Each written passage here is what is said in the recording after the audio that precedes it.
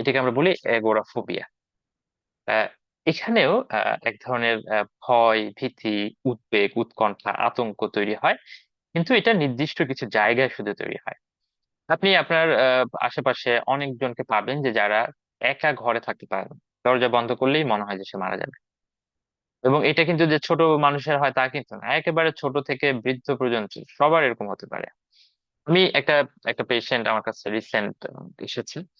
তো সে তার অনেক ইচ্ছা যে সে হজে যাবে, এবং তার বয়সও প্রায় এখন ধর অ্যারাউন্ড, কত হবে, অ্যারাউন্ড 55-60 এরকম হবে।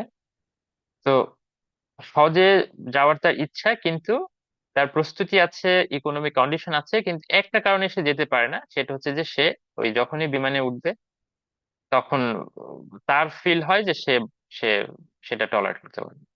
কারণ সে একা ঘরে বন্ধ ঘরে থাকতে পারে না, সে লিফটে উঠতে পারে না, সে বাসে উঠলে তার অসুবিধা হয়। যখন কেউ বাড়িতে থাকে না, শুধু সে একা থাকে, তখন তার মনে হয় যে সে মনে হয় মারা যাবে। তো এই ফিলের কারণে সে আহ হজ করতে পারছে না আর কি, জাস্ট বিমানে ওঠার ভয়ে যে সে কি কি হবে তার এখন।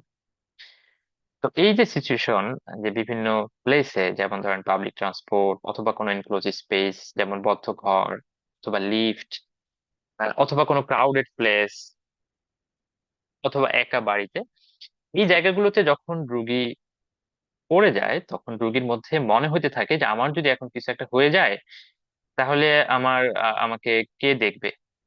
বা বাসে উঠলে পেছনের দিকে সে বসতে পারে না।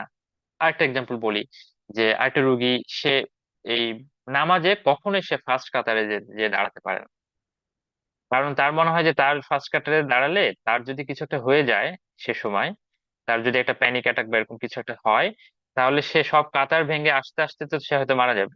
তার ভয়টা হচ্ছে এরকম। এই জন্য সে সবসময় নামাজে দাঁড়ায় হচ্ছে একবারে শেষের দিকে এসে।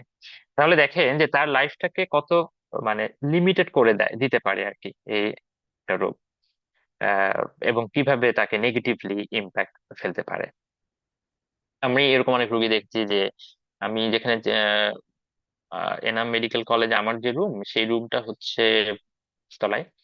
তো এই প্যানিকের অনেক রুগী কিন্তু লিফটে উঠে না, তারা হচ্ছে এই হেঁটে হেঁটে উঠে।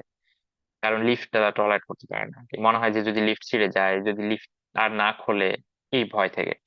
তো ধরেন চিন্তা করেন যে 5 তলা তো ওঠা সহজ, এটা যদি তাকে 10 তলা উঠতে হয়, 12 তলা উঠতে হয়, এবং তারা কিন্তু উঠেও এই কষ্ট করেই। তো এইভাবে তার লাইফটা কিন্তু বেশ স্ট্রাগলের মধ্যে পড়ে যায়। তো এরকম যদি হয় তাহলে সেটাকে আমরা এক ধরনের রোগ বলবো, এবং এটা হচ্ছে অ্যাগোরাফোবিয়া। এবং আপনি আহ নিশ্চিত থাকেন যে যাদের এই সমস্যা আছে তাদের অলমোস্ট 99% জানেই না যে এটা হচ্ছে একটা রোগ। এন্ড ইভেন অনেক ডক্টরের মধ্যেও এই ধারণাটা নাই।